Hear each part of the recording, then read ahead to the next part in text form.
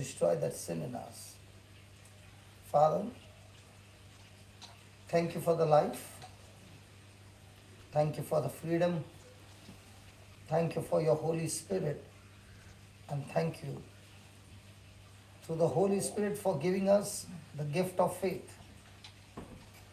Today, as we study the measure of faith that you have given to each one of us, like a farmer who has got a plot of land and he's got a good hybrid seeds.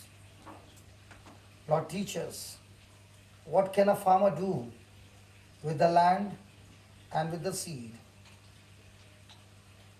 Show us through the scriptures, O Lord, how the seed that you have planted in our hearts the day we got baptized and got born again, the kind of potential that is in each one of us that needs to be used. Teach us as you take us through this journey, Almighty God, in the glorious name of Jesus. Amen. Amen. Amen. Amen. Yeah, please be seated.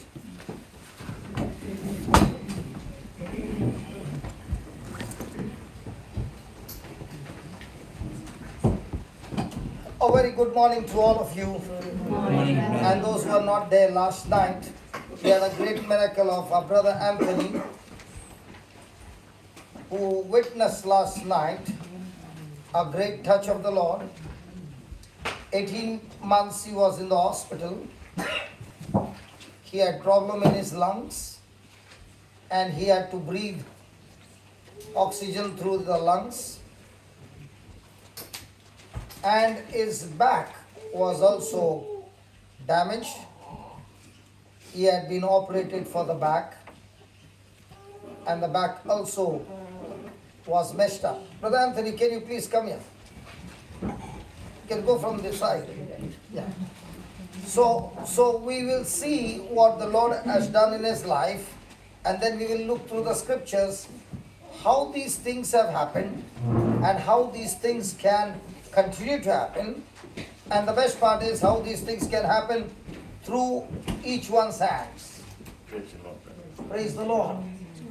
So this is my brother Anthony. Can we give the Lord a big hand? So last night you said that you were 18 months in the hospital. Continuously 18 months? In and out? In and out. Okay. Each time I went, they want to know operate. I said no. So you had too many operations done? Two. Okay.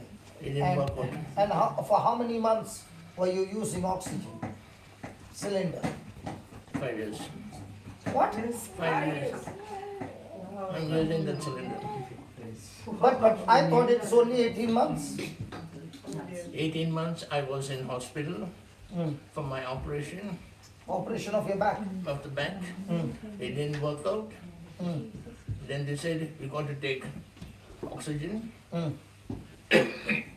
Sit down here. Sit down here. With that. Otherwise the volume will become less. Then I went on oxygen. Yeah.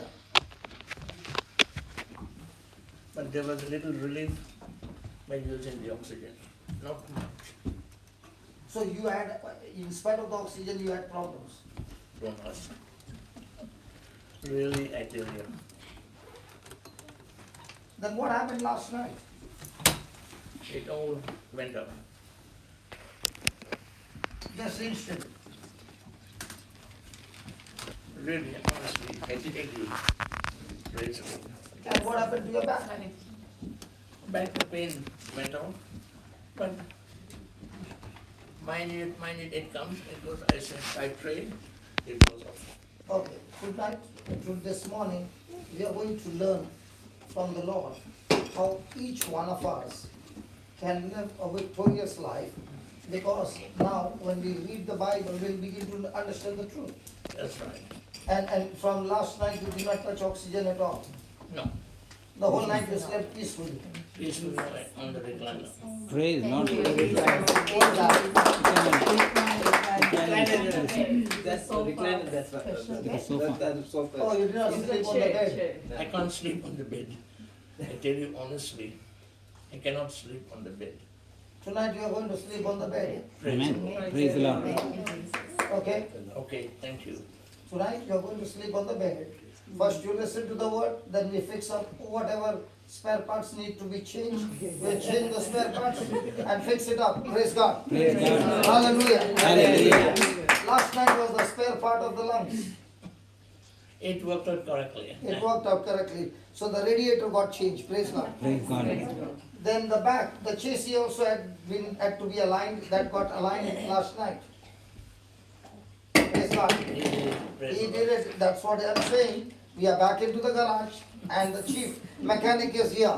Praise God. And he's saying, just listen to my word and I will fix every one of you. Thank you. Praise the Lord. God bless you. Thank you, Then Jesus. something special happened last night. Something called as forgiveness.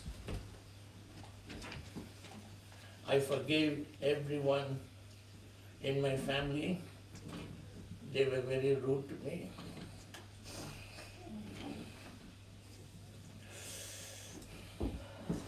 They didn't come and see me in the hospital. Now, that's okay, that's okay. Now listen. Let's not talk about it, but listen. Last night we learned the king forgave the servant of 10,000 talents. That's right. We all have made mistakes. I agree with you. So we owe more than 10,000 talents to the king. And we can't pay that. No. So the king has cancelled the debts because he loves us and he wants our relationship to be restored. Right? Yeah. With the forgiveness that you receive 10,000 talents, all that the Lord is asking, 100 shillings or 100 penny of your family members. To forgive it. So cancelled, all debts cancelled. Praise the Lord. Praise the God. Lord. So all have been forgiven, Forgiven. never to be remembered anymore. No. No more hurt remembrance. No. And as you do that, your back becomes absolutely straight. Praise the Lord. Praise the Lord. Because taking those hurts every day is poison and your bones are getting weaker, bent, and everything in your body is getting destroyed. The poison has been removed, keep that love flowing and everything will be all right. Praise the Lord. Praise God. Thank you very much. Thank you, Jesus. So after we listen, I'm going to call you again. No worries. No worries. Thank you, brother. Thanks. God bless you. Hallelujah. Hallelujah. Isn't that a glorious testimony? Amen. Yes. So let's go to Romans chapter 12 and verse 1. Verse number 3. Romans 12, verse number 3.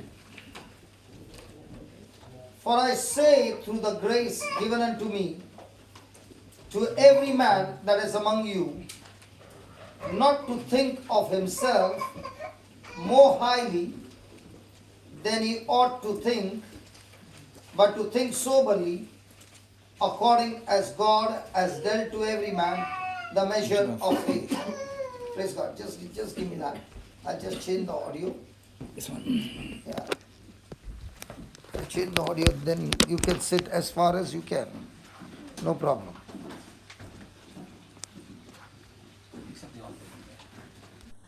I'll change the audio. I can sit at yours behind also, no problem. Hallelujah. Hallelujah. Thank you, Jesus. Thank you, Jesus. So, for I say through you the grace given unto me, to every man that is among you, not to think of himself more highly than he ought to think, but to think soberly. Soberly. Have you ever heard a wife say to a husband, this time when we are going for that dinner party, be sober? Hey, come on. Why did she say be sober? Huh? The last time you got so drunk and you did not know what you were talking. So this time be sober. So what is sober thing? Sober, being sober minded. See what he says. For I say, through the grace given unto me, to every man that is among you. So is the grace of God given to every person? Yes. How does a person receive grace? That is faith. By accepting Roshi? Jesus as well. How does a person receive grace? Just by accepting Good. Jesus. I sometimes wonder, you all had your own understanding, then you came to listen to the word, and then you saw the mirror, you looked at yourself in the mirror, and you never changed. So many times we have read that scripture. How does a person receive grace? Good works. No, by accepting Jesus. That May grace and peace be multiplied.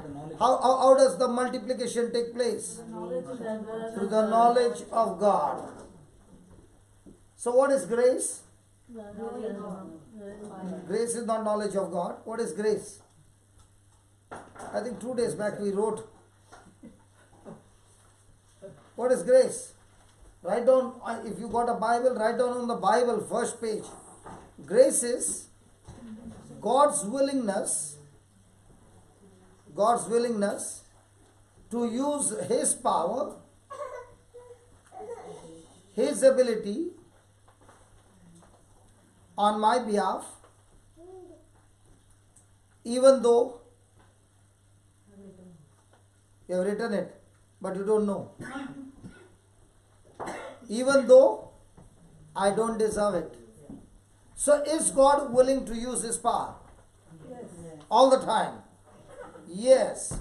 Now how will I know in which area God wants to use His power? Now for example, Jesus said, all those who believe in me, in my name they shall cast out demons. Now when you read that, what does that mean? Grace of God. Why the grace of God? Because the kind of life I lived, do I deserve this power? No. I deserve to be punished. But God, out of His love, gives me this power. Now, according to this word, will He give me the power to cast out demons?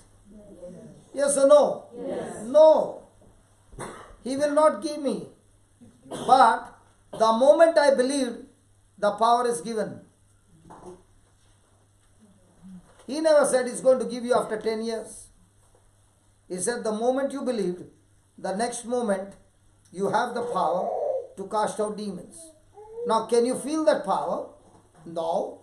So is that believing based on your feeling, No.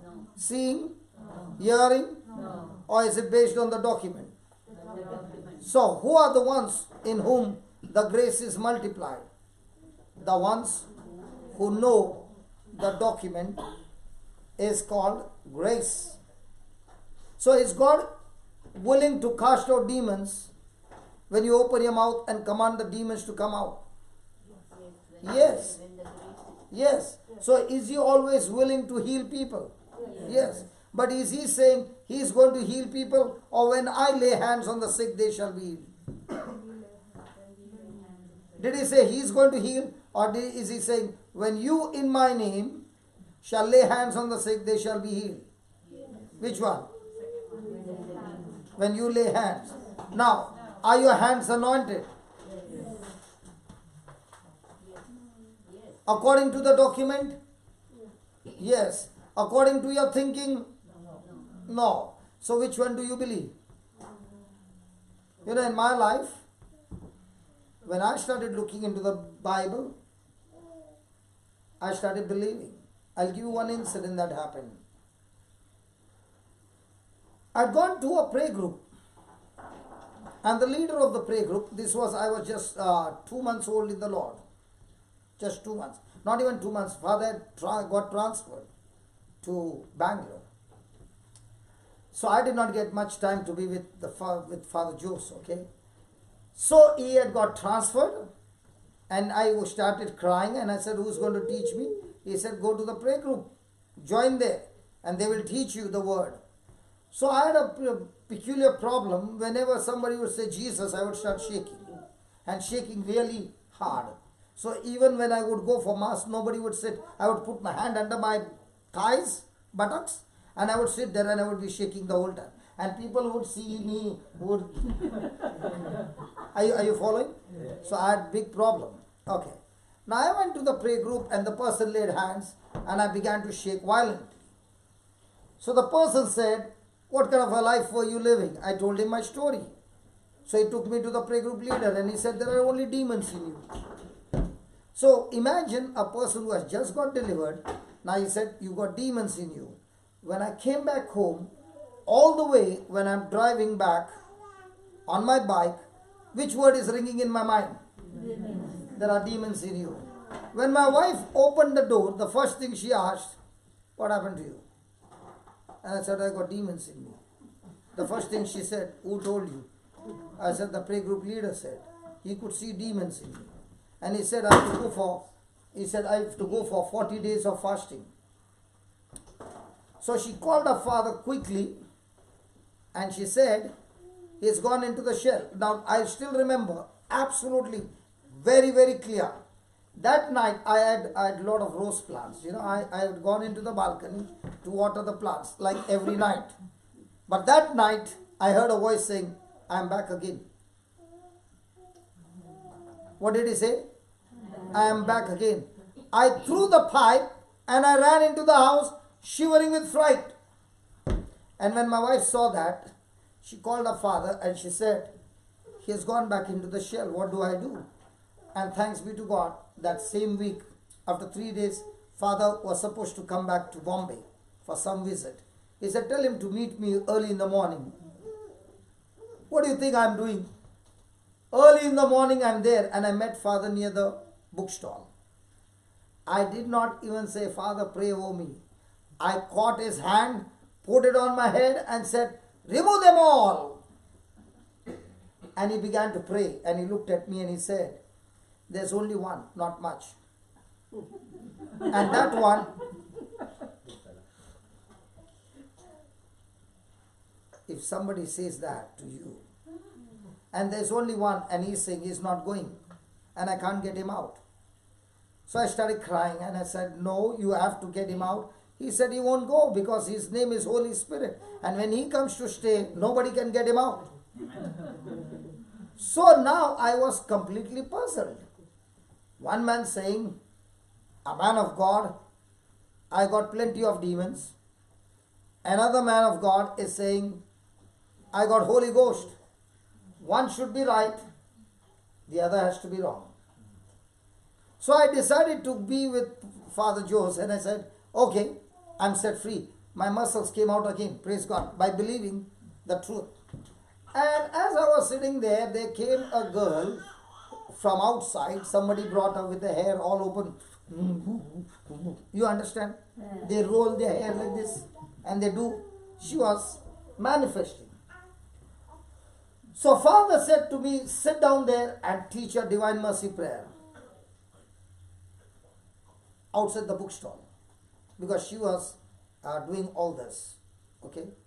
So I began to think, if I had evil spirit, would he say, another person with the evil spirit, sit with this fellow who has an evil spirit?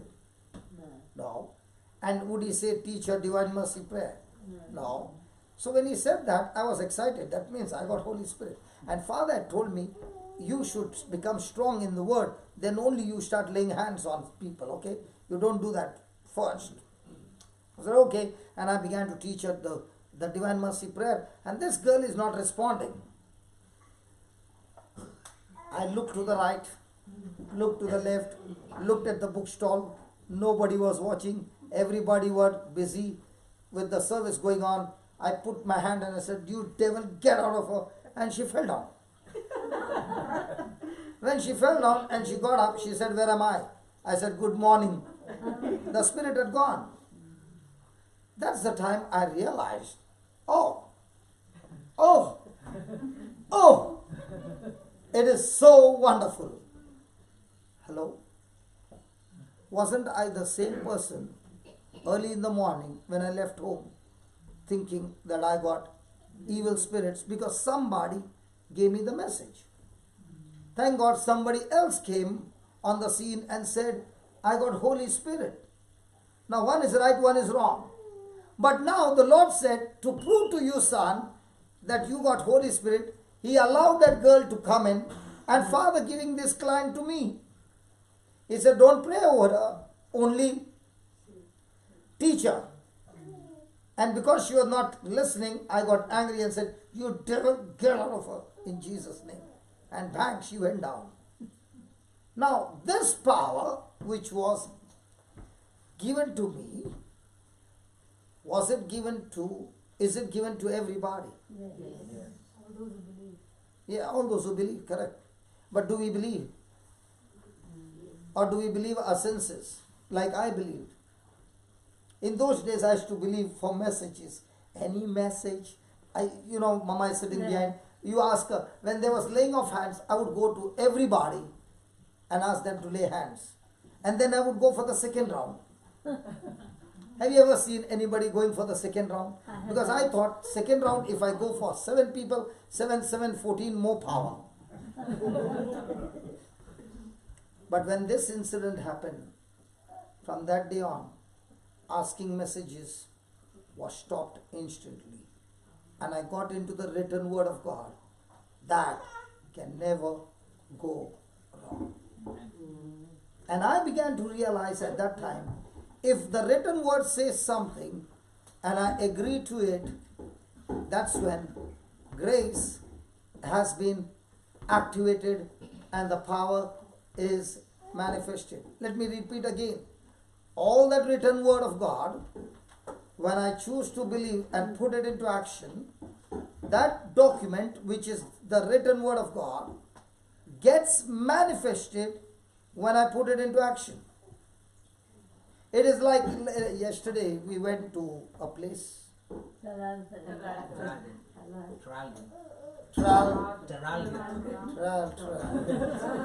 Okay, you know that. And there was this lady, and I called her and I said, you are going to heal this mama, 86 years. She had all, when I asked her what sickness she had got, from here, everything. And I said, do you think, have you prayed over people? She said, yeah, but not much. And I said, before you pray, you must believe you are a cop and you got uniform. A cop in a uniform with the red, that light going on and puts the hand out, will the truck stop? Yes. What about the long truck, the trailer? Yes. Will it stop? Yes. Looking at the beauty? Looking at the uniform. The uniform says she is in authority. Is that right? I said, before you start opening your mouth, you start believing you got uniform from heaven. And how did you get it? You got it by the written word of God. He said, all those who believe in Him, these signs will follow them. So this morning, have you come with your uniform or left it home? I'll tell you another thing that happened. In those days, I used to keep a cross in my pocket. It was a stainless steel cross and inside was a wood. Are you following? I think she's showing me. Now that's totally wood. Mine was a steel and the wood in between, inside. Okay. And I would put it in my pocket, and when anybody would come, put it on their head. Now that day, when I came, I found there's no cross. And somebody came and said, can you just pray over me? And I put my hand and there's no cross. And I was now in a fix, and I said, Lord, no cross, what do I do? He said, when did you think that I am inside that cross? Am I inside that cross or am I inside you? Hey. Hey.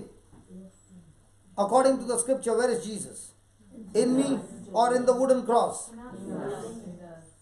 So he said, which one do you want?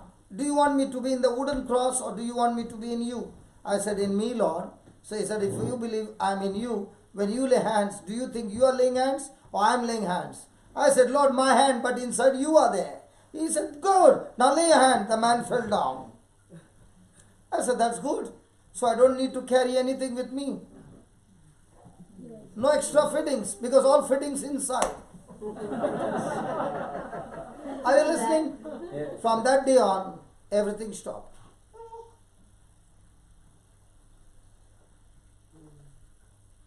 Philippians 1:26 and 27 says, the mystery which has been hidden for generations, but is now revealed unto you. And the mystery that God wants to reveal to you is that Christ is in you, the hope of glory. Where's Christ? Where's Christ? Now, is that a written word of God? Yes. And if the word of God says Christ is in me, what are you saying? I can't see you, Lord. How many of you can see the Wi-Fi signal? What about your mobile network? So it's not there. Hello? How many of you can taste it? So it's not there. How many of you can hear the sound of the Wi-Fi signal? So it's not there. Just because you can't feel it does not mean it's not there. And the Bible speaks about all those things that are there but cannot be sensed by the senses. So is the grace of God given to everybody? Yes. Hello, is the grace of God given to everybody? Yes. So are you all using the grace of God? No. Open to 1 Corinthians 15 verse 10 and then we start the preaching. 1 Corinthians 15:10. Come on, somebody read it. For by the grace of By God, the grace of God, I am what I am, I am who I am. and His grace, No, I am who I am. I am what I am. What's the difference between I am who I am? My Bible is saying, I am who I am. What is your Bible saying? What I am. I am what I am. Why not who I am? Because there is only, who I am is only one. When he spoke to Moses, he said, what's your name, Lord? I am who I am. So we are not the great I am. But by His grace, we are what I am. That is, grace is done. So Paul is saying, I am not a murderer anymore. Did he murder? Did he persecute the church? Yes. Did he do all those things? Yes. According to the law, what should be the result? He should be destroyed. He should be killed. He should be put in the fire of hell. But what is he saying? By the grace of God, I am what I am. Means what my Lord made me, I am. Not with my strength, but by the grace of God. Okay, read that. By the grace of God, I am what I am. And His grace to me was not without effect. And this grace, And His grace and His grace to me to me was not without effect. was not without effect or was not in vain. It has not got wasted. Why it did not get wasted? Yeah. For I labored. I worked harder than all of them. I worked harder than all of them. Who are these all of them? Those who were with Jesus. Paul worked more than them. Then, Yet not I, but the yet grace not of God, I, but the grace of God that but the was grace with of me, God. that was with me. So is the grace of God given to everybody? Yes. Is the promise of God given to everybody? Yes. But do we believe in that grace?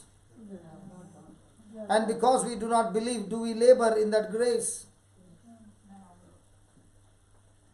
To get your healing, you don't need to sweat. You need to believe. And what do you need to believe? What grace has been supplied. Have you ever gone for any wedding dinner? Some buffet? Yes. Do they tell you how much to take? No. Do they keep their cameras on No. to see how much who is taking? Or whatever is laid on the table, take as much as you want. So in the same way, the Bible is all about whatever is laid down in the Bible, written by the Lord Himself for the price that He has paid. He is saying, it's all for you, absolutely free from my side. Take as much as you want. Now, could it be possible for a preacher to come to Australia and preach only in the evening and rest the whole day? Can it be also a preacher who can come in the morning, in the afternoon, in the evening, and then also look out for some night visits and preach and be at the service in the kingdom of God day and night? Now, which one is using more grace?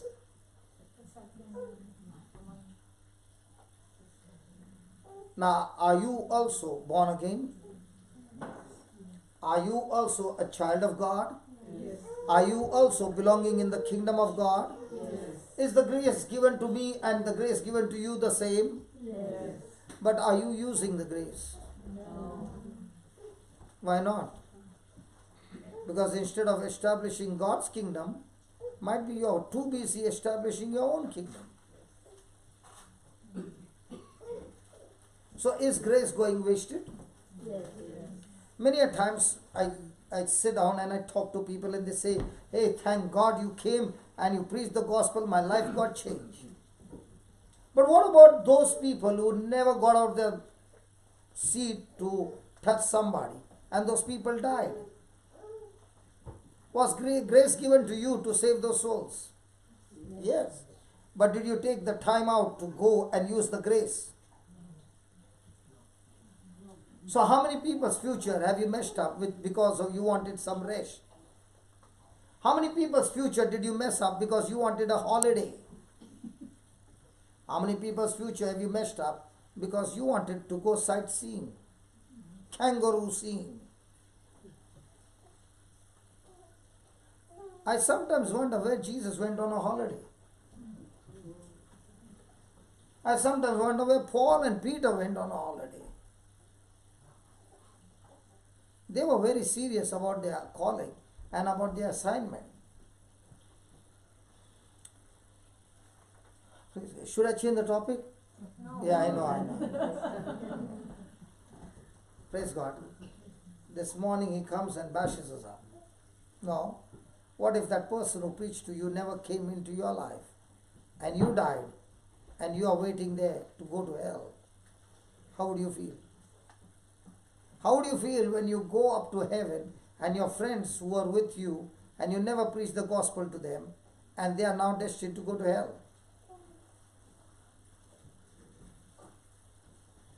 If somebody has to ask me, I don't know whether Mama can ever think she was teaching me the Bible. Did she ever think that this boy whom I'm teaching one day would be touching millions and millions of souls? Now, the grace was given to everybody. When I got touched, there were more than so many hundreds of people in that room. The grace was given to everybody the same. The preaching was the same. Everybody heard the same, but not everybody responded. And those who responded, their lives have changed. Those who never responded only thought, God used me, God used me, God used me. Somebody even said to me, why do you run so much? One of the top leaders. She said to me, why do you run so much? Did you ever get a message that you have to go? Wait for the message and then you go. I said, I'm not waiting for message anymore, because the written word says, go and preach the gospel to every creature. And the Bible says, it is impossible to please God without faith. Might be God did not call me to go there, but God still sees my faith. And He still sees that I have that passion and I'm moving by faith. And faith pleases God. It is better to make mistakes and move by faith than never get out of that place. Because even though you made mistakes, God sees your faith and He turns those mistakes into a glorious testimony. Because He knows that we are imperfect. And He uses imperfect people and with imperfection actions, and He uses them all together and brings out the good. And that is why He is God. He is a master planner. Praise God. Because when I read that, it is impossible to please God without faith. That means nothing in this world can please God. Not even my prayer, not even my Bible study. I can pray, I can have Bible study and still not believe. It's unbelief. But when a person has faith, he operates through the grace of God. He agrees, his corresponding action is to the written word of God. And that pleases God more than sitting and praying for 10 hours. You can be a champion in praying but never getting out of your house in faith. The woman with the issue of blood, many a times I think, she kept saying to herself, if only I touch his garment, I shall be healed. And she never got out of the house. She stayed inside the house and she said, God, Jesus, I'm going to touch you. But you know what? Jesus, you come to my house, then I will touch you. If she was waiting for Jesus to come to her house and then she would touch his garment, she would have been dead. There's a time to say, there's a time to believe, and there's a time to go and take what's ours. And that's why the Bible says, the violent take the kingdom of God by force. Every time I say this word, I become tall. Because if you're not violent, you can't attack the kingdom of darkness. Hallelujah. For I say, come on, let's come back to Romans chapter 12, verse 3. For I say, through the grace given unto me, is the same grace given to everybody. Was the same grace given to Brother Anthony 5 years back? Yeah. What he heard last night was grace.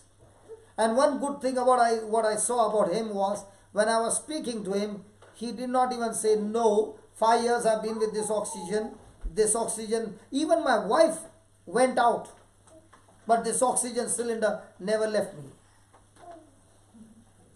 This oxygen cylinder was more closer than any person in this world for the last 5 years.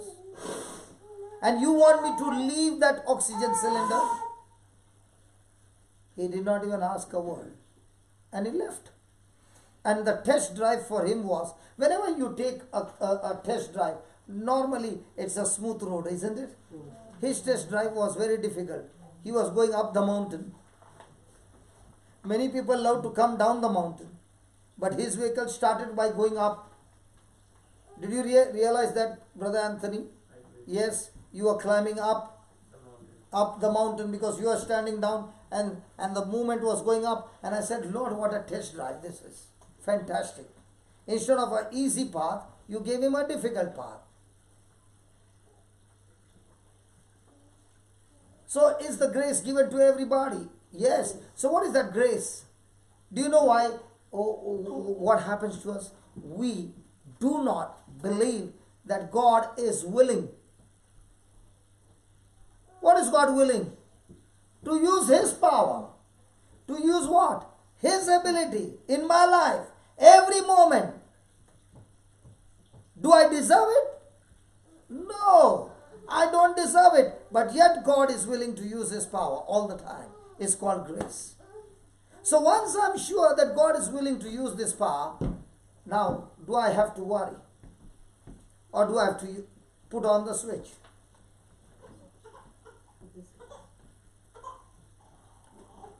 Linus? Honest answer. You are in Australia for how many years? Now 20 years.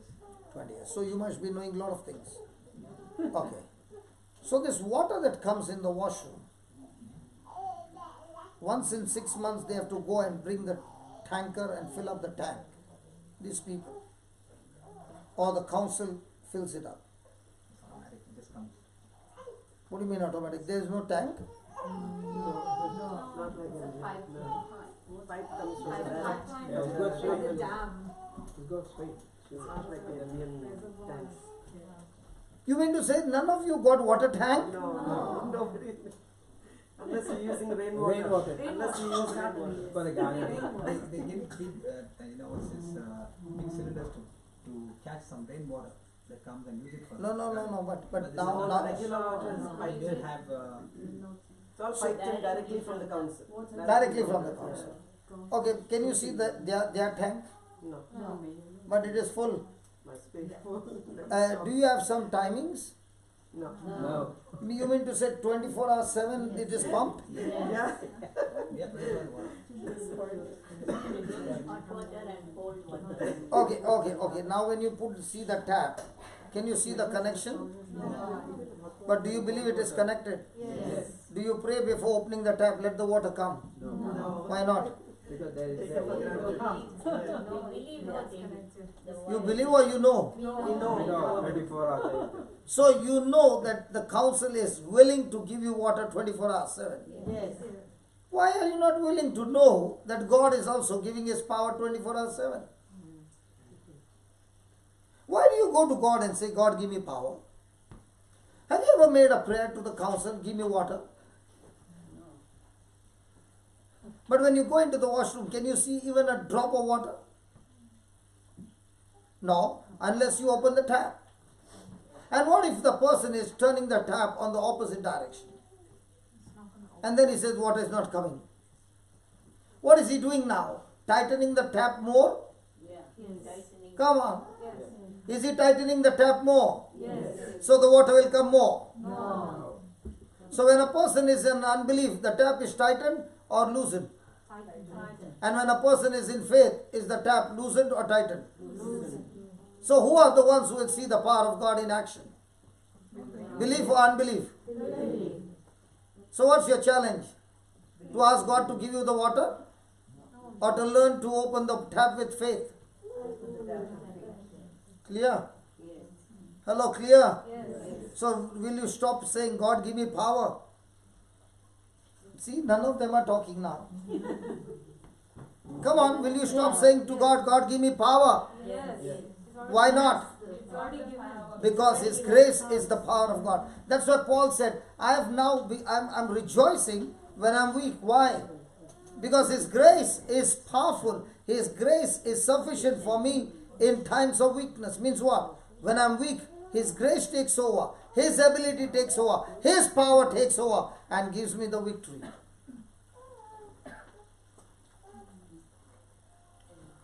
So I say, through the grace given unto me, to every man that is among you, to every man, hello, to every man that is among you, not to think of himself more highly. What would that be?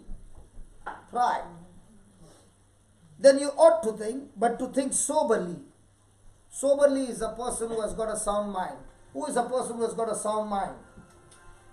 A mind that agrees with God's word is a sober mind. A person whose mind does not agree with God's word is a man who is thinking highly of himself. Then he says to think soberly. How? According as God has dealt to every man the measure of faith.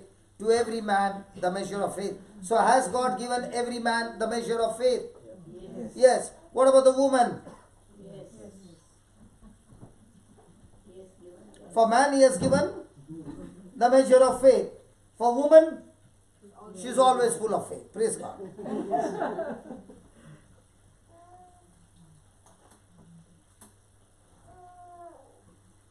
Did the woman come from man? Yes. So if He gave it to man, does the woman get by default? He has given to man and woman. Praise God.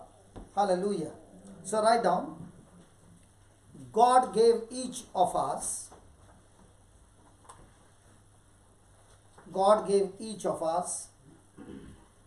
the measure of faith. God gave each of us the measure of faith.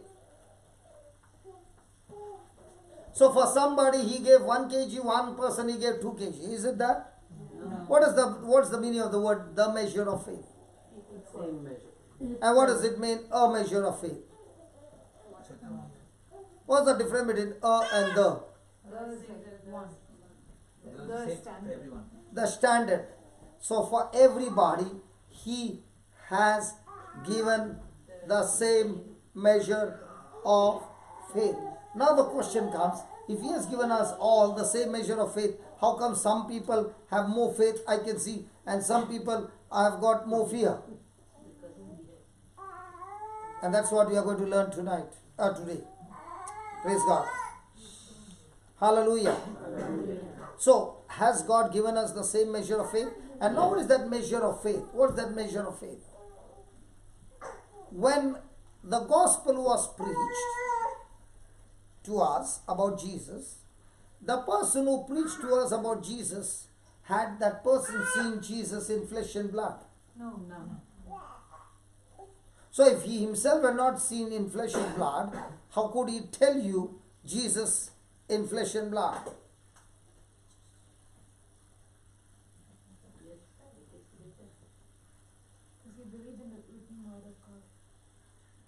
Normally, which one do we believe? What we see or what we don't see?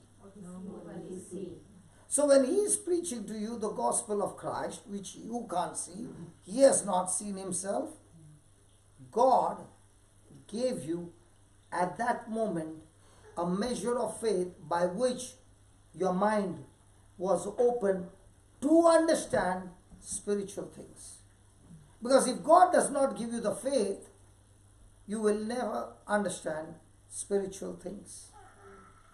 And that measure of faith, when God gave you, you made a decision to agree to what was preached, to believe what Jesus had done for you, and you opened your mouth and said, Jesus, I now choose you, the Lord of my life. Jesus, I now choose you to have complete control over my life. Jesus, now I choose to believe that you died for me, that you were buried, and that God raised you from the dead. Now all this believing came by the preaching of the word. And when the person received that measure of faith and you believed, that very moment you became a new creature, a new creation, and everything in you changed in your spirit. Praise the Lord. Amen. So what was preached to you was the grace of God.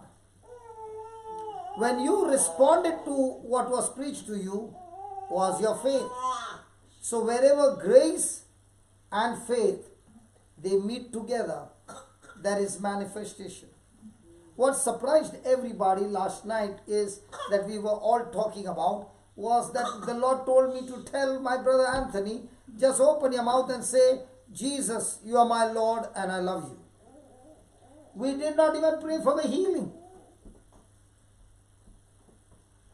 And the next moment the Lord said, now that he has said that I am the Lord of his life and that he believes in me, that he said that he loves me, ask him to stand up and walk. That's all. And then his back which was messed up, I was supposed to pray for his back. And the Lord said, no, just tell him to say thank you, Jesus. And tell him to lift his hand high up in the air, telling the Lord, thank you, Jesus. And he lifted up first time. I said, not satisfied. Do it better. And he did it 3 times. The 4th time, I said, that's enough. Now you can stand and walk. All pain was gone. Now what was preached last night was the grace of God. What he received and believed became his faith. Now that he has received his healing, do you think the devil is going to keep quiet? No. Is he going to come after him? Yes. Does he want him to be knocked off? Yes. Yes. Is he going to try to get the symptoms? Yes. But if Anthony feeds himself with the word day and night, day and night, day and night, is his spirit going to get stronger? Yes. When the spirit is stronger, the person has more power to renew his mind. So when the spirit is strong and he has renewed his mind, now has his soul become strong? Yes. And the Bible says, when a person's soul is strong, when the person's soul agrees with God's word, when a person believes the word, okay, his soul is prospering, and prospering of the soul will always lead you to good things. It will lead you to good health, and it will lead you to great prosperity and success. That's in 3 John verse 2. Beloved, I pray that all things may go well with you, and that you may be in good health, and that you may prosper in everything, even as your soul prospers. So what is soul prospering? Soul prospering is when the person's spirit is become extremely strong, and that very soul that was rejecting the truth now begins to submit to the strong spirit of a man and says, okay, I'm willing to change my thinking. And that renewing of the mind, brings transformation in your life, and brings forth a great future. Amen? Amen. So write down, God gave each of us the measure of faith. God gave each of us the measure of faith. Are you included in that? Yes. Come on. Yes. Yes. So God has given each of us the measure of faith. Romans 12:3. Romans 12:3. Faith came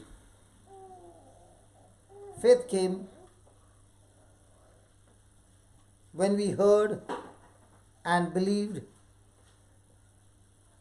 God's word. Faith came when we heard and believed God's word.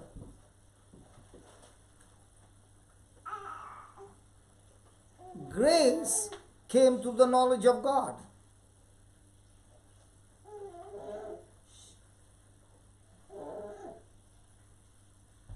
And when we responded to this grace by our faith, and when we responded to this grace by our faith, not writing, by our faith, we were saved.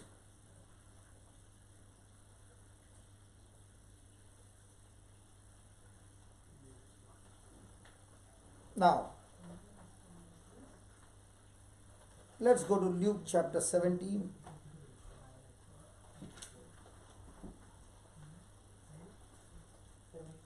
And verse number 5.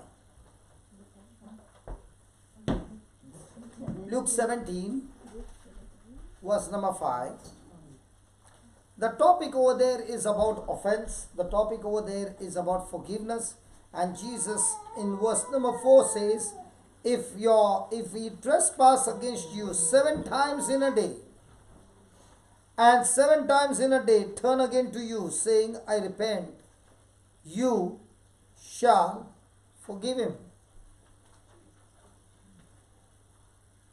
When Jesus said these words, the apostles could not take it, and they said, Lord, what you are asking us, we cannot practice it because it is too much difficult. And that's why they said, Lord, increase our faith. Praise God. Hallelujah. Hallelujah. Has Jesus said the kingdom of God is like a man who sowed the seed? Come on. Yeah. He cast the seed into the ground. Yeah. And the seed is the one that sprouts and grows and brings in the harvest. Come on. Yes. So, is the kingdom of God operating on seed time harvest? Is it working seed time harvest, or is it working seed time and then comes harvest? Yes. It doesn't work like this. Seed time harvest. No. Seed time. Endless. Not endless, sorry. This time. And then comes the harvest. How many of you have ever seen a coconut tree? Yeah. Now when you have a coconut tree, how many coconuts were planted to get one tree? Sri Lanka? One. And how many years does the coconut tree live? Sri Lanka? Not known. Not knowing. Not knowing. Am I? How many years it lives? It lives. But 50 years? So how many? 50 50. My great grandfather planted and the tree is still there. About 100 or 120 years. Okay, now. One seed was planted. How many coconuts are coming? Can you count them? No. Hello, can you count them? What if the grandpa who planted that coconut tree ate that coconut? Instead of planting, he ate it up. There would be no tree. No. If you understand this principle, that means if you want coconut as fruit in multiplication, you must first plant a tomato seed and you'll get coconuts in plenty. What seed will you plant? So if you want faith, what do you need to do? If you wanted love, what do you do? If you wanted mercy, what do you do? You wanted kindness, what do you do? And you wanted money, what do you do?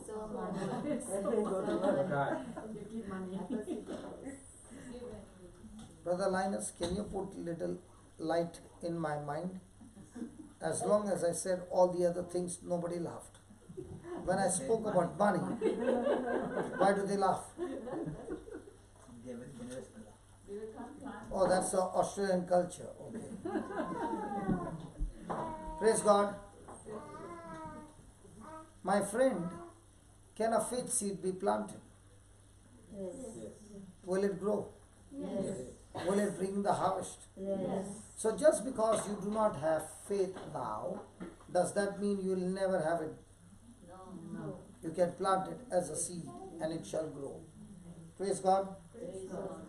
Praise God. Praise God. So we need to grow our faith. And how does faith come? By hearing and hearing by the word of God. So now did Jesus say that faith as a grain of seed, a grain of wheat or mustard seed can move mountain? Yes. So do you need more faith or do you need more strength in your faith?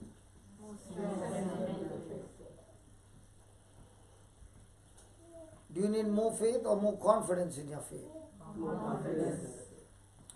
What happens to our faith? Is it strong, grown, and brings confidence, or is it wavering? Praise God. Now, if I had to study about faith in a classroom like this, and after all the drawings and everything given, the class gets over, and the next day again the class begins, and it's all theory, but you have never put it into practice, will your faith ever grow? No. So when you are exercising your faith in your situation or somebody, have you planted it as a seed? Yes. Now, will that help you in your life? Unless you go out, you will not experience God's power. But when you go out to the most troubled people, needy people, poor people, sickly people, that's when you will see the seed, the faith seed that you're planting has not only healed those people, but it has also brought healing to your soul, and you are finding yourself maturing more than before. Hallelujah. Hallelujah. Hallelujah. Hallelujah. So how can a person grow his faith? Just like a farmer grows his crop. So in practical way, how will you grow your faith? By hearing and hearing by the word of God. Very good. Going out and sowing the seed. If you study the Bible in a classroom and never go out, I tell you, you'll learn nothing. You'll have all this knowledge, but nothing over here. You know, when I was in Sydney, there was this man who has been studying the Bible for 22 years. And he came during the lunch break and he was really in tears and he's saying, "Brother, you asked me the questions from the Bible. I know it. What you're preaching, I know it. I've studied them all. But I'm in a fix. My son is suffering from eczema. I'm suffering from this. My wife is suffering from this.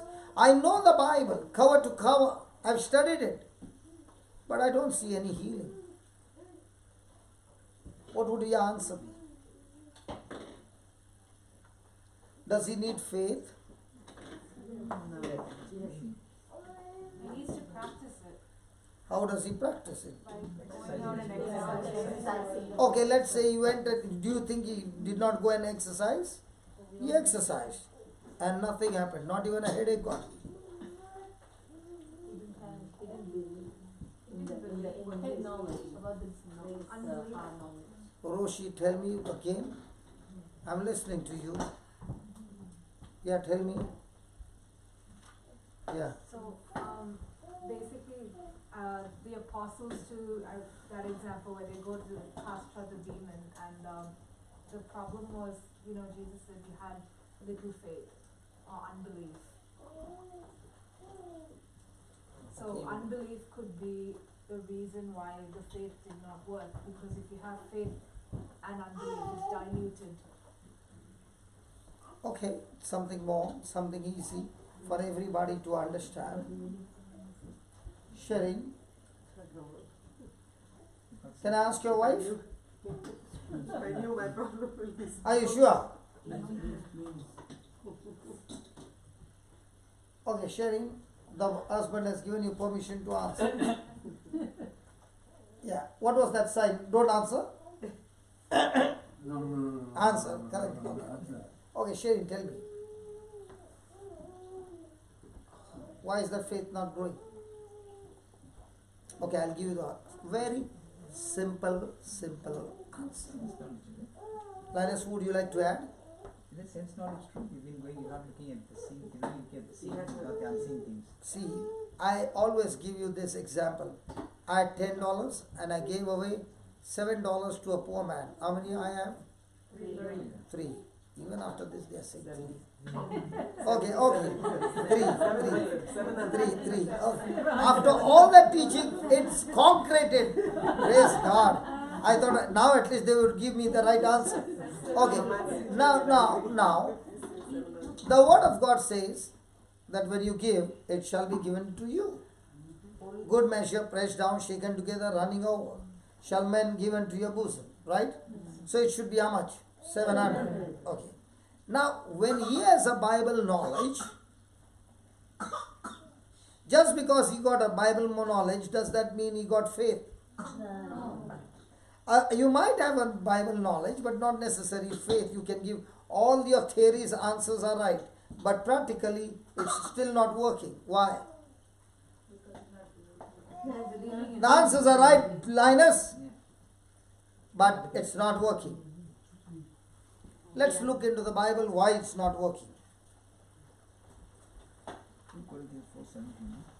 James chapter 1 and verse number 22.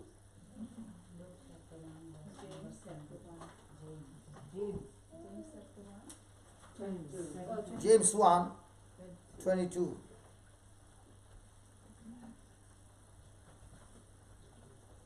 Let's start with 21. Yeah, read Sherry. She's saying, simply at all I sat on a first row. I always sit behind. Today, why did I sit in front? James 1:21. Yeah, 21. 121. Therefore get rid of all moral filth. So therefore get rid of all moral filth. So who is supposed to get rid? Me. Okay. All moral filth. And the evil that is so prevalent, And the evil that is so prevalent.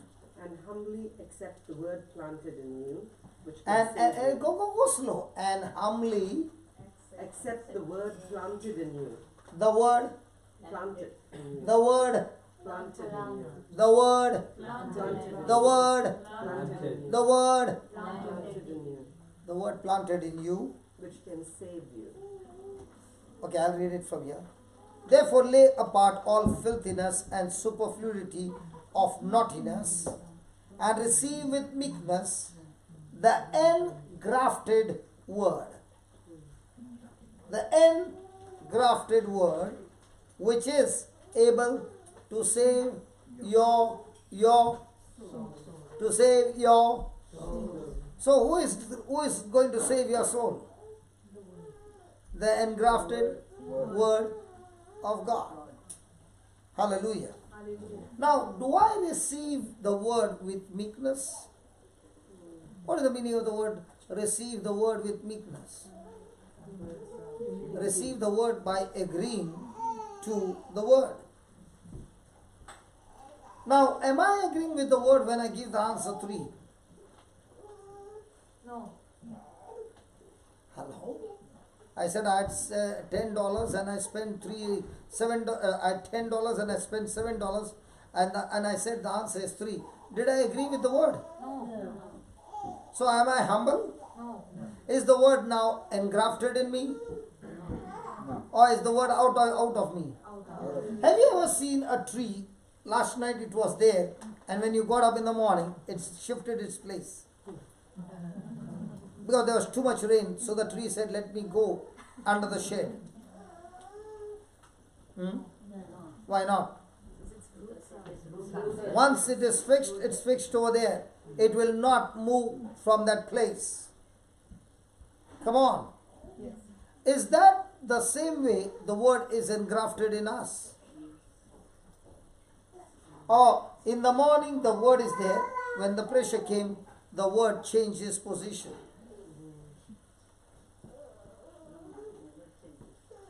Hello?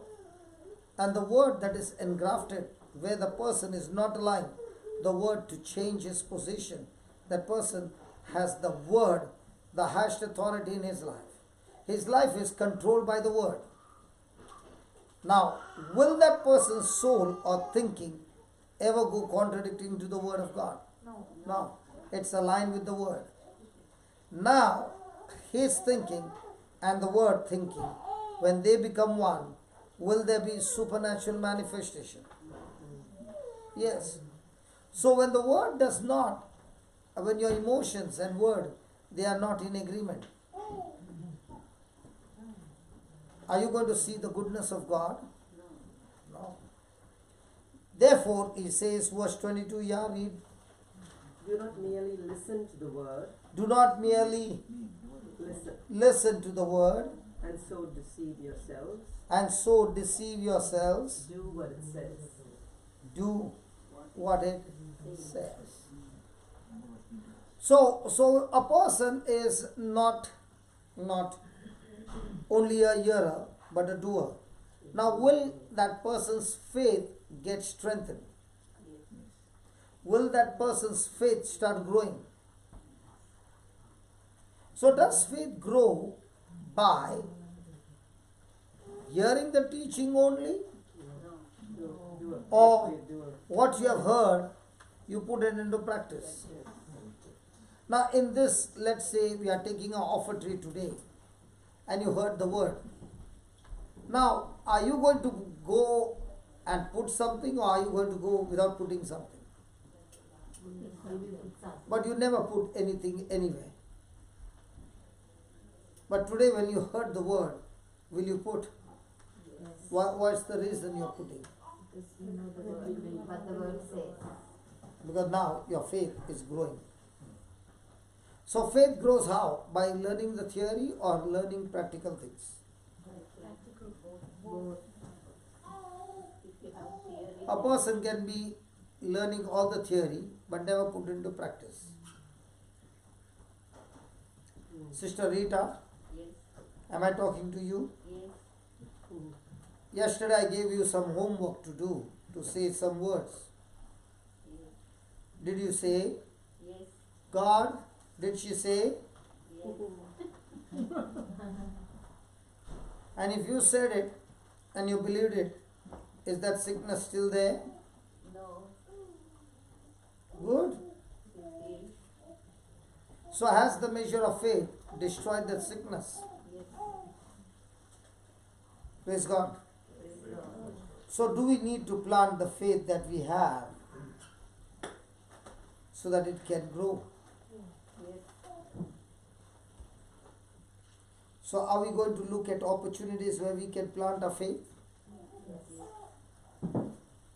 And when you go around planting faith in everybody's life, whoever comes across your life, now will that strengthen your faith? Will it help you to grow? Praise God. Brother, Yeah. I have a question. Just can I get a glass of water? Yeah. You said plant, sow, time, and then harvest, right? So I get that. What if the time, which we know is in His time, in God's time, so what if God's time is not within our lifetime? Is there a possibility of that? God's time is not in a lifetime. In our lifetime, like if we're waiting for a miracle. Now, has God promised you His lifetime or long lifetime? Eternal life. No, on earth. Long life. Long life, but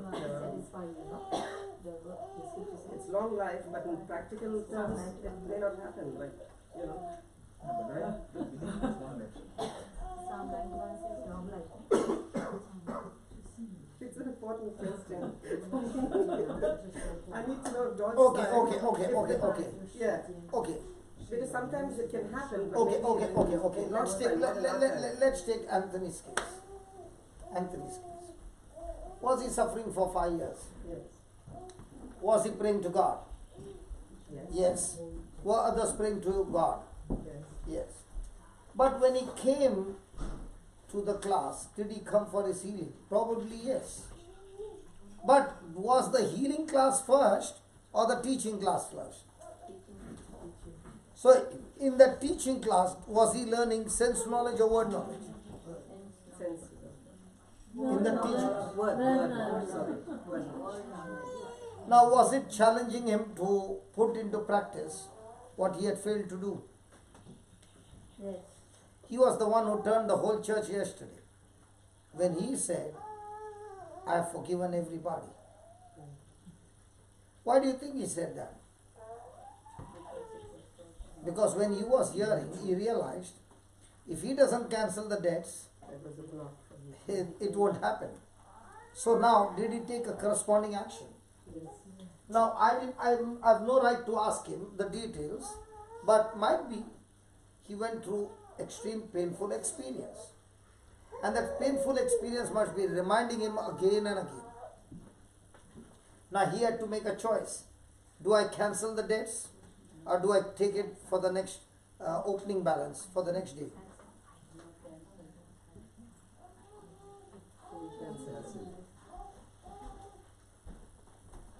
When he wrote it in his book of account, in his heart, all debts cancelled unconditionally because of love.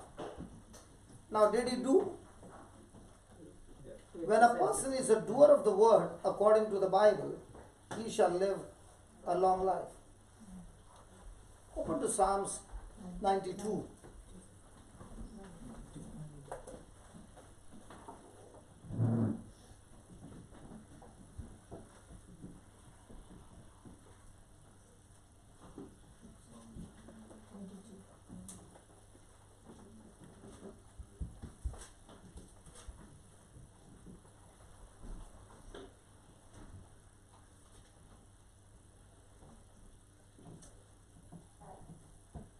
Yeah, verse number 12. The righteous will flourish like a palm tree. The righteous, Will flourish like a palm tree. question, are you righteous? Yes. How? By being a doer of the word. Then you missed the mark. Absolutely 0 mark for that. See, please don't get annoyed with me because I'm asking you questions. The questions I'm asking you, you begin to realize what you are thinking and believing, your answers are wrong. Now, when I asked her, are you righteous? She said, yeah. How do you know? Because I am a doer of the word. You just made the biggest blunder of your life. Is there anybody righteous here? By being a child of God? Am I righteous by being a child of God? No. You are not righteous, then you are 100% going to hell. We are righteous. We are righteous. By being a child of God. How do you know you are righteous? Not by our words. We Not believe by in our the works, but merits by of grace. Christ, what merits he won on the cross. Jesus' obedience to the word. We're righteous by faith. I am righteous by faith. If you are righteous by works, then every mistake you made, you have to pay the punishment. If Not you are works, I meant righteous, by exercising faith, by being a doer of the word, is what I said. first you become righteous because of the doing of the works of Jesus. See, most of the time people don't receive because their mind is full of, I made this mistake, I made this right. I made this right, I made this right. I made this mistake. No, as long as your mind is on that, you can never live a victorious life. You live a victorious life because your mind is full of what Jesus did for you. So if your mind is full of what Jesus did for you and you're focused on that, the righteousness of God is transferred into you just as sin is transferred from you to Jesus. The righteousness of God is transferred from Jesus to you. And the whole exchange is by faith. Did you follow it now? Now, you mean to say I should not be a doer of the word? No. I'm not a doer of the word to please God so that I can become righteous. I'm a doer of the word of God because He has made righteous, and the righteous thinking makes me to be a doer of the word. Oh, did you follow? Again. I got 2 pets. 1 dog and 1 pig. I love them both. Give them a good Johnson Baby shampoo bath. Okay? Then I also put for them Johnson Baby powder. Okay? And when they are going out, I give them Johnson Baby perfume. And then I put even Johnson Baby lipstick for them. And then I put some Johnson Baby bow. Now I love them both, that I allow them to play out, and after half an hour I come back. Now what about the dog? What will he do? He'll start barking. Or he'll start jumping on me. You'll never have dogs. You don't do. He will jump on me, start licking me and all that. What will the pig do? Roll in the Being mud. in the mud. Now why is the pig there? His nature. So what is righteousness? Hey, what is righteousness? The nature of God. So He has made me righteous, means He has given me the nature of God, and therefore there is nothing wrong or guilt between us, and that's why I'm in the right standing with God. Now what is holiness?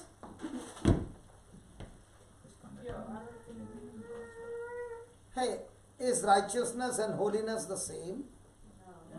Who said no? Who said no? Is righteousness and holiness the same? Who said yes?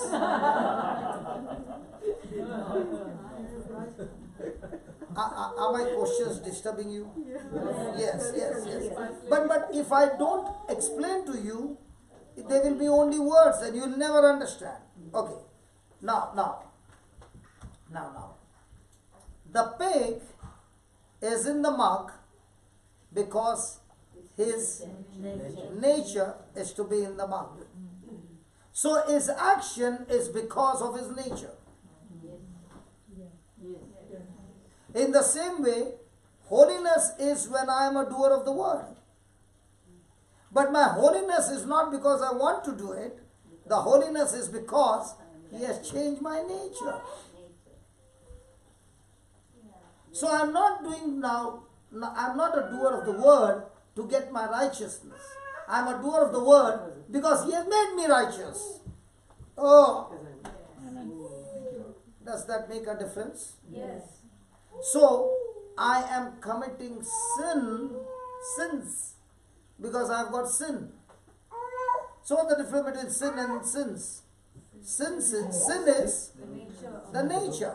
The person called sin has made me a captive and I am a prisoner, and that nature called sin came to me through Adam. So did it come from my mother's womb? Oh yeah. Yes. How did it come into me? From my father, not from my mother. Roshi, why are you looking at me like this? The expression you are giving me, the sin nature came from the father and not from the mother. Any questions? I'll give you the document. See, I love to give you documents. Do you want the document? He's saying, why you are blaming me? I'm a father. And all the wives are saying, thank God it never came from me. Okay. Now. The Bible says, sin came into the world through one man. Does it say a woman? No. Why not a woman? Because a woman is not a man. The woman came from the man. Anyway, so it's- Because a woman came from man. That's why? No. Because when God gave a command, the woman was not created. He was alone. So the commandment was given to whom? To man. So did Eve disobey or Adam disobey? Adam disobeyed. And what she's saying, brother? Always a man. Always a man's fault. But do you know, when man was alone, at least he did not commit sin. He was sad. And he was sad for what? No to share the love. He was sad because he was single, right? So all those who are not single are never sad. So all those who are married are never sad. Praise God. All those who are single are always sad. Is it that way? No. Because he said, God, if you have created me in your likeness and image, you are a giver and I am a receiver. How can I become like you when I have nobody to give, so that I become a giver and somebody is a receiver? And that's why God created Eve, so that now he can give and become like God. Are you following? Okay. Now, when Eve ate the fruit, was it sin? No. But when she gave it to him, was it sin? No. But when he ate it, now did it become sin? So did sin come through a woman or man? So every time a child is born, the sin nature comes from whom?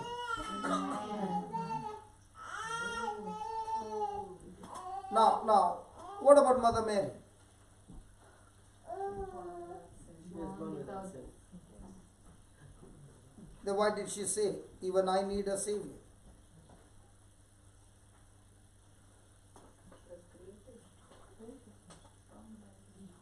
When the conception took place in Mother Mary's womb, was there a male?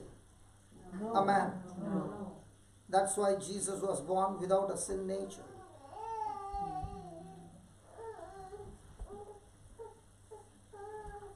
Is the Bible saying all men have sinned and fallen short of the glory of God? yes. Every person, the Bible is saying. So how is sin nature passed on to the child? From the father. So what happens when a person gets born again? God takes that sin nature along with the sin and has put it into his son Jesus, and He gives us the new nature, which is called born again, a new creation, and that nature is righteousness. Hello?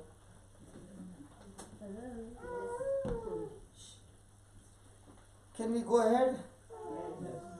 That's why a new law got activated when Jesus died on the cross.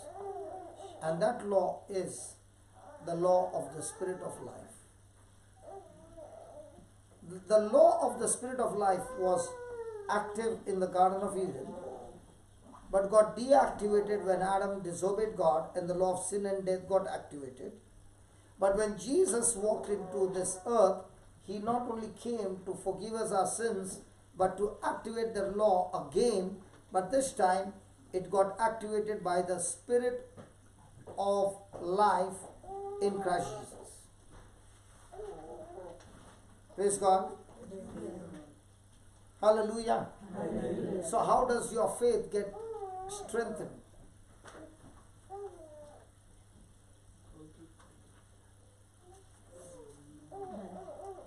You hear the word and be a doer of the word of God. Your faith gets strengthened. Now, to be a doer of the word, do you need to be righteous? So if you're not righteous by faith, you cannot be a doer. So your righteousness gives you the power to do what the word says. Are you understanding, or did it get complicated? No.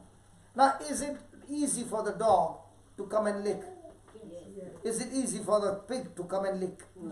Because he doesn't lick. So because you are made righteous, do you have the same nature of Christ in you? Then why am I still doing it? I'm still doing it because my nature is in my spirit. My soul did not get changed when I got born again. My soul is still the same. My senses are still the same. My mind is still the same. The knowledge in my head is still the same.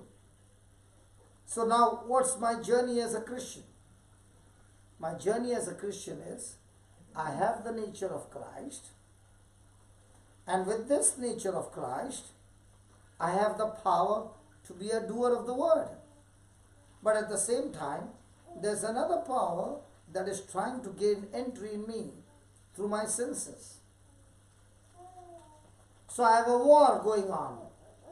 In my senses, I want to disobey God. In my spirit, which is perfect, I want to worship God. So who is the winner? The person who takes the word of God as a soap and starts brushing his mind every day with the soap called the word of God, so that this mind starts getting renewed to the word of God. Now such a person is now walking in the Spirit. Such a person has activated the law of the Spirit of life in Christ Jesus. Such a person, by his own choice, is stripping off all corruption in his flesh, renewing his mind, and now living a victorious life. Amen? Amen. So please write down this paragraph, very, very important. Is it important? Yes. Yes. Jesus' disciples asked Jesus. Jesus' disciples asked Jesus to increase their faith. To increase their faith. Jesus told them, Jesus told them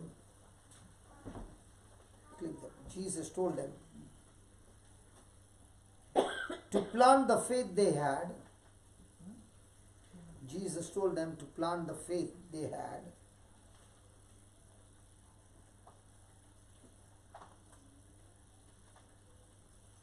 And it would grow. And it would grow.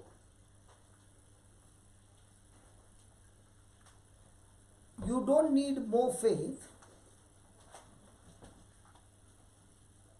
You don't need more faith. You need to strengthen and grow. You need to strengthen and grow the measure of faith.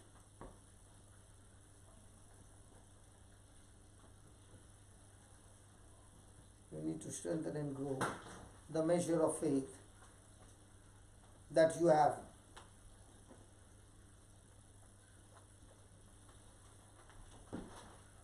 So my question is, do you need more internet or do you need more strength in your internet?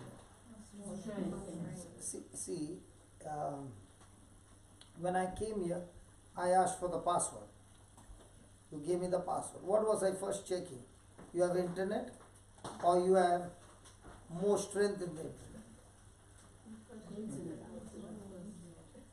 See, for people who are just using their mobile for data, as long as the internet is working for them, no problem, because they can work. But a person who wants to do live streaming, he will not see how strong is the signal. The signal can be strong and the net be dead. Are you following? So how many internets do you need? More internets.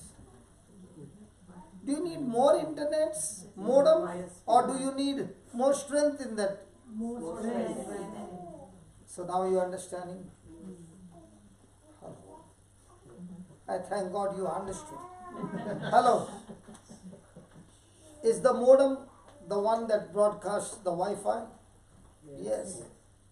So can it be possible that the modem is giving the signal that Wi-Fi is available? There can be a Wi-Fi signal, but still no data. Are you following? Yes. And there can be a weak signal, but the strength of the Wi-Fi in that signal is extremely high. So which one do you need? Do you need more modem, No. or one modem faith is enough? One modem faith. But do you need more strength? Yes. So to get more strength, do you need to hear more and more of the word of God? So are you going to get more faith, or are you going to get more strength in that faith? Sariya? Hello, Sariya?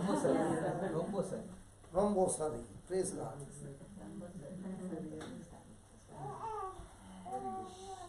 Write down, to strengthen our faith,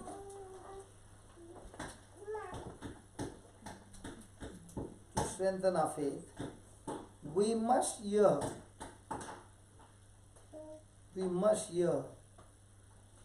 the word.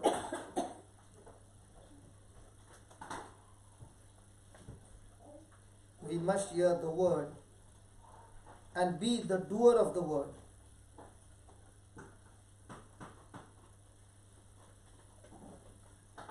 And be the doer of the word.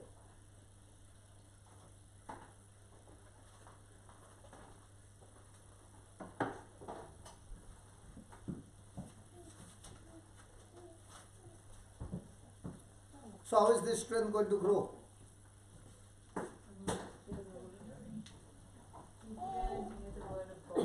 Okay, so by hearing and hearing by the word of God, it will grow.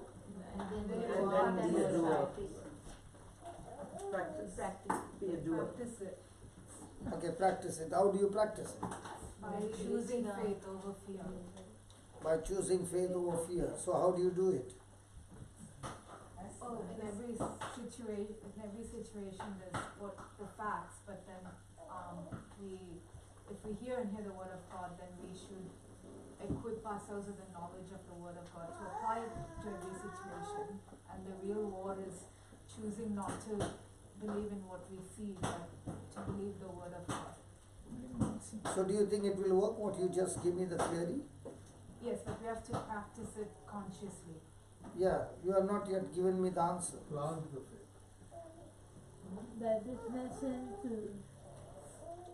By witnessing to others. You did not give me the answer. The question again. The question again. How do we strengthen our faith? How do we strengthen our faith? How do you strengthen your faith? By confessing the word, yes. Not just thinking, you have to go on speaking it to the situation. Yes. Sorry. Took a while, but we got there. See, you gave me everything. You said everything. But if you don't open your mouth and speak faith-filled words, there's no strength. Again. Please get this theory right. Thank God, God has given us the example of Wi-Fi. Okay, listen. In the Wi-Fi, there is a strength, Mbps. When you put on the strength, the needle will go. And it will show 1, 2, 5, 10. Some of them would take a very strong signal, it can go up to 90 and 100. Okay? Now,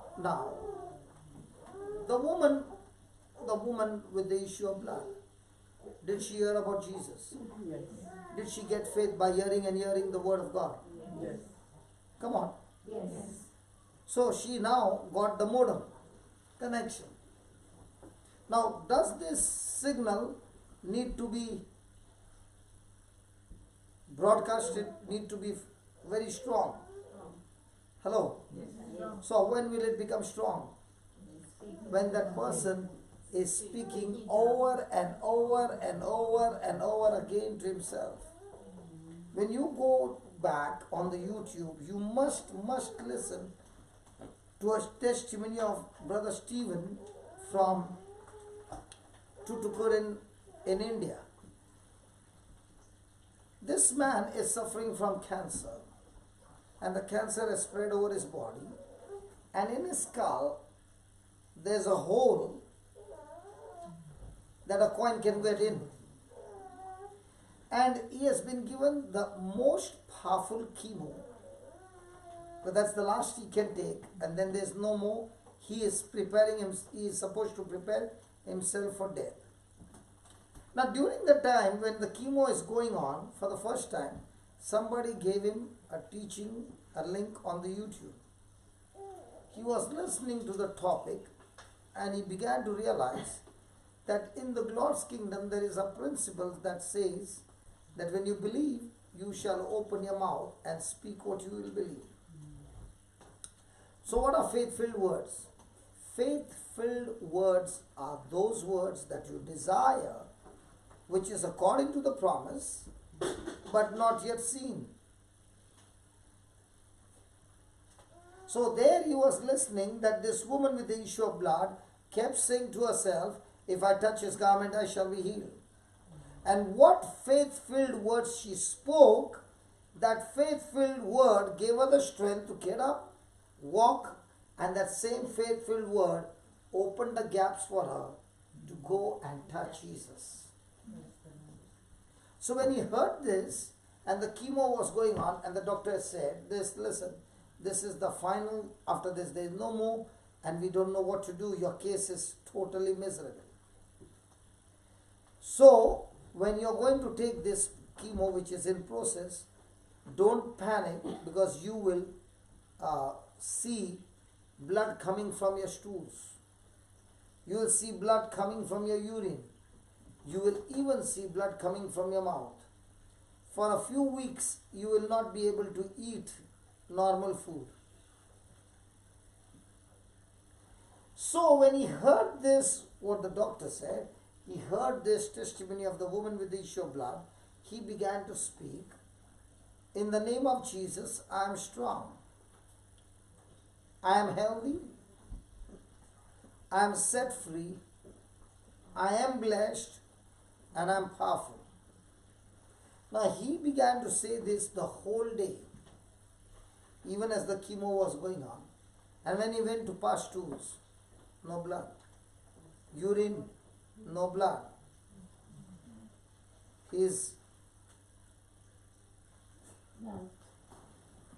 What he saw is now, even there was no vomit. There was no pain in his body.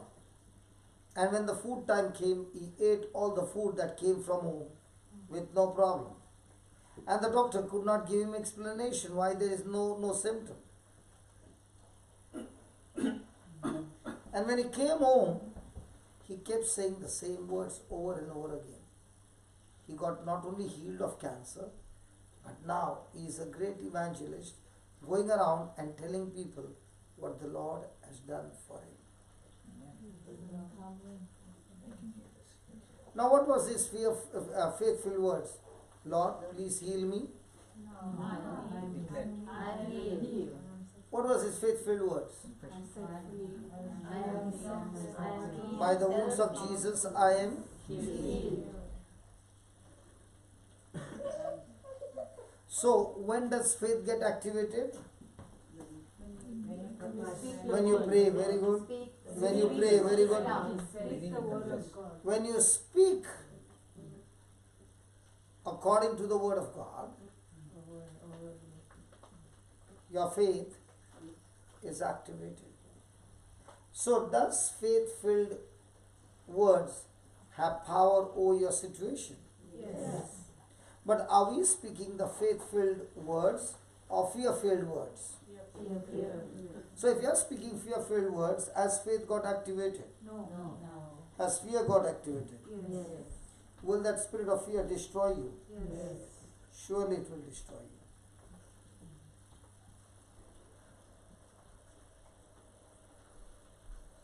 So write down. What was the last line you wrote? To strengthen our faith, we must hear the word and be the doer. Write down. Faith is fed. Faith is fed and grown by words.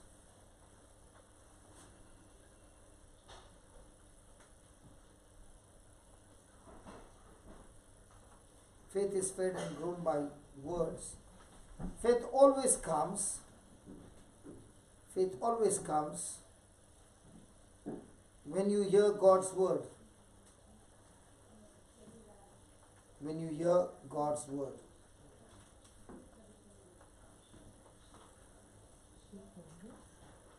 God provides nourishment. God provides nourishment through his heart, soul and body.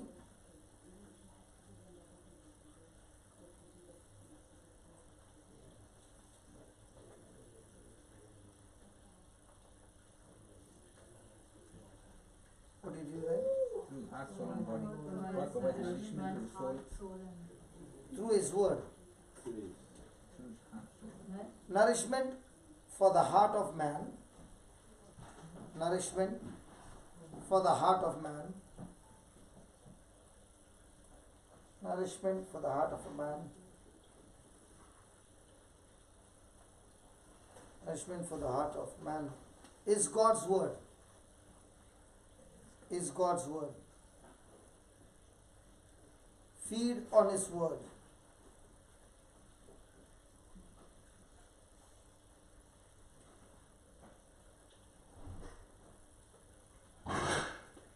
Jesus' words are spirit and life.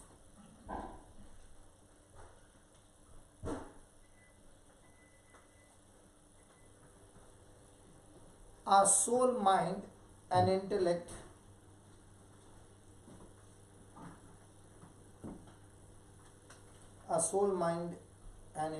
must be renewed. By feeding on God's word. By feeding on God's word. Our soul, mind,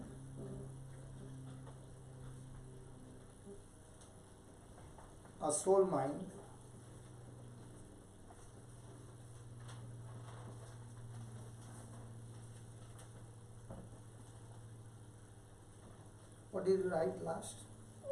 Our soul, mind, soul, and body is by feeding on God's word. By feeding on God's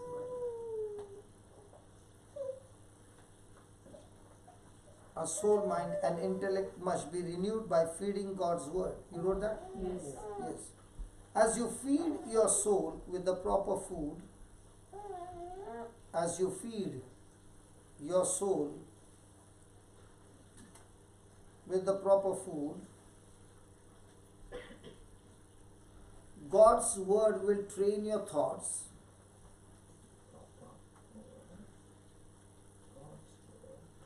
God's word will train their thoughts and their understanding.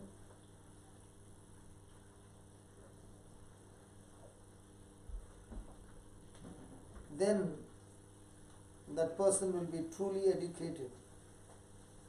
Then that person will be truly educated.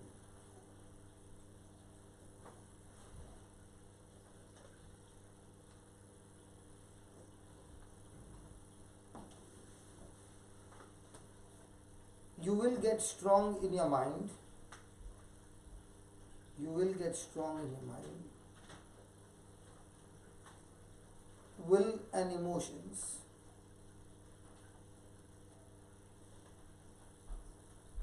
You'll get strong in your mind, will and emotions, and you will develop a strength called willpower. And you will develop a strength called willpower.